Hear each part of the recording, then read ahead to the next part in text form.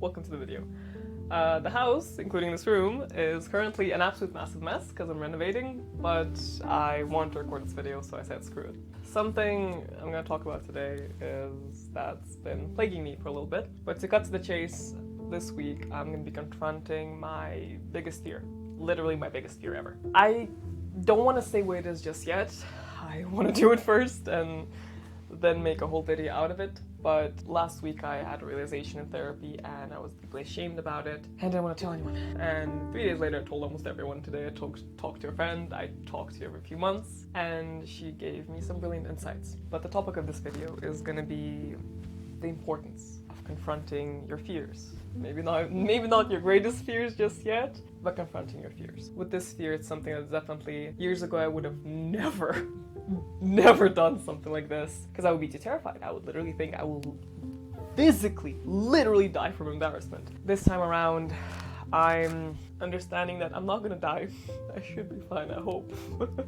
And that leading up to the event, it was fear. There was a lot of fear in the past 6 days. A lot of anxiety attacks and a lot of very dark feelings and just thoughts. But now there's still a lot of fear, and despite kind of more hurdles coming in, there's still that fear, but more than anything right now, there's excitement.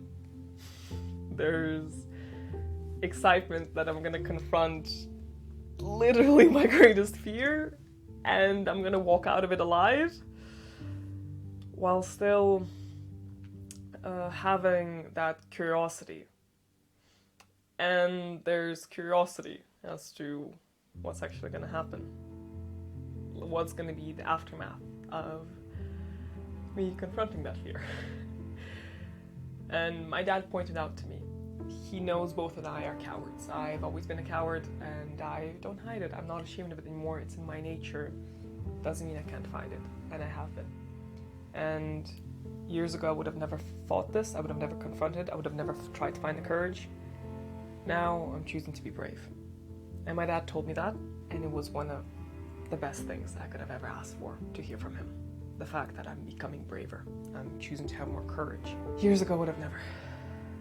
And why? Why would I do this? It's a horrible idea. I'm gonna feel so bad. I also know I'm gonna feel relieved. Massively relieved. I'm gonna get something off my chest and I'm gonna feel so massively relieved. But another thing is that a similar situation arose a couple of years ago to do something very similar, essentially the same, and I didn't. And that ate me up for 2 years. I lived in this what-if gray area for 2 years of my life. I'm 23 years old. That is way too much time in retrospect. And I'm choosing to confront it now. So I don't spend more of my life in that gray what-if area, because that's the worst area to spend your life in the what-if zone, where you don't know if it's a yes, you don't know if it's a no.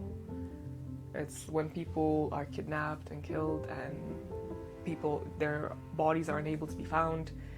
It's the worst part, because do you grieve the person, or do you have hope? Do you hold out hope that one day they will come back? And so you're stuck in that gray area, not knowing which path to take, path of hope or path of grief, and that poisons you so immensely. And the same thing happens for your dreams and your career. When you choose not to take risks, you choose to stay safe because you live in that what if constantly. You settle for something mediocre, and both sides are gonna have their pain. If you fully say yes to something, say to your dreams in this case, you're gonna live a very painful life, a very fulfilled, phenomenal life, but oh so painful, because that road, it's a long and winded and painful road, but it's so worth it. Whereas if you stay in that what if, you're always going to be living with this very low level satisfaction, something called vitriol, this kind of anger, and you will never be able to truly express that anger because you will never know the roots of it. I've lived in that enough of my life, very intensely in that gray area, very aware of the gray area, and now I don't want to live there anymore. It's a profoundly shitty experience. So I'm choosing to confront literally my greatest fear, because I refuse to live in gray areas anymore. I refuse to be stuck in a maybe and a what if. It's either a hell yes or a hell no. And if we speak about the perks of it, when you overcome your fears, and again, it doesn't have to be your greatest fear, but when you overcome fears, when you make an effort to fight that, to let that fear lead you in the right direction rather than lead you astray, you develop this sense of confidence, true confidence. Not the type of arrogance that I've personally experienced loads and exhibited loads, but a true, quiet, peaceful confidence, knowing that if you've been through this, you can go through anything. And I've been technically homeless, I've been broke, depressed, heartbroken, I lost all my friends because I was toxic all at the same time, and I know that if I went through that and didn't want to kill myself, I can go through anything now. And in this case, I'm choosing to go through this. I'm choosing to confront literally my greatest fear, and I know that it's going to be painful, it's going to be profoundly horrible, but in the end, I know I'm going to have a lot more self-respect for myself, a lot more self-love, because self-love isn't just the softer parts. It's not just being kind to yourself and compassionate. It is those things, absolutely, and they can be harder than anything.